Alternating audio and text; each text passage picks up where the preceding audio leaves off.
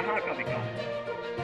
इस तरीके से कोई सोचता था यहाँ भी एक्सप्रेसवे से जुड़ेगा, यहाँ भी मेडिकल कॉलेज बनेंगे, यहाँ पे प्रौद्योगिकी संस्थान बनेंगे, यहाँ पे कुछ अच्छे सेंटर स्थापित होंगे।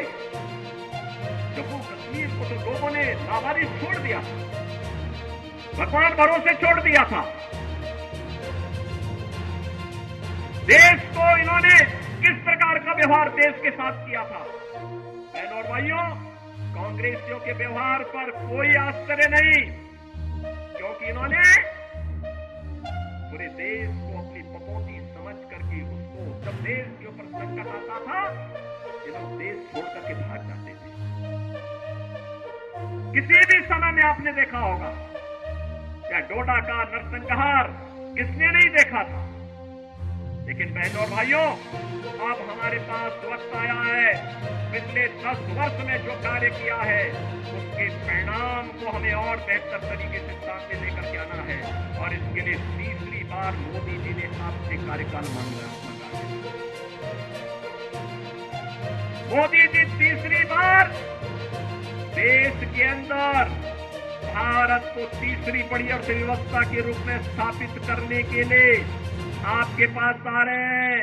और इसके लिए मोदी जी के प्रतिनिधि के रूप में आपके लोकप्रिय सांसद और केंद्रीय मंत्री डॉक्टर जितेंद्र सिंह जी तीसरी बार आपका आशीर्वाद प्राप्त करने के लिए आपके पास हैं।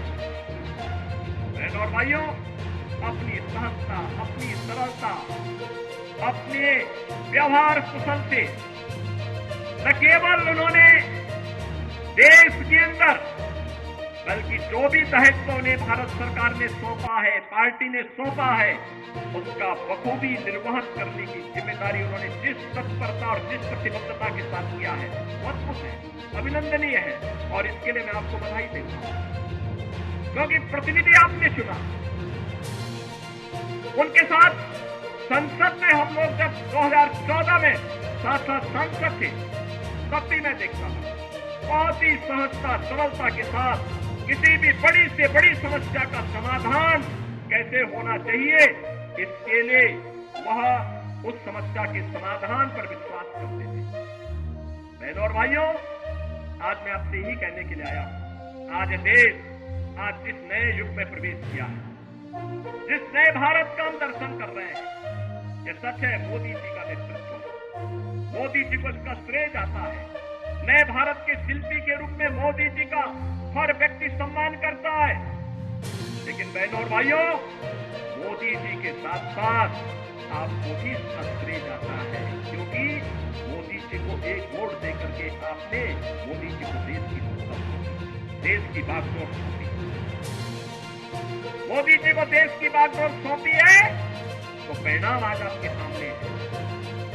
अयोध्या में राम मंदिर भी बन रहा है, भारत दुनिया की बड़ी ताकत भी बन रहा है, सुरक्षा का बेहतर वातावरण भी बन रहा है, विकास के बड़े बड़े कार्य भी हो रहे हैं, गरीब कल्याणकारी योजना भी प्रभावी ढंग से आगे बढ़ रही है।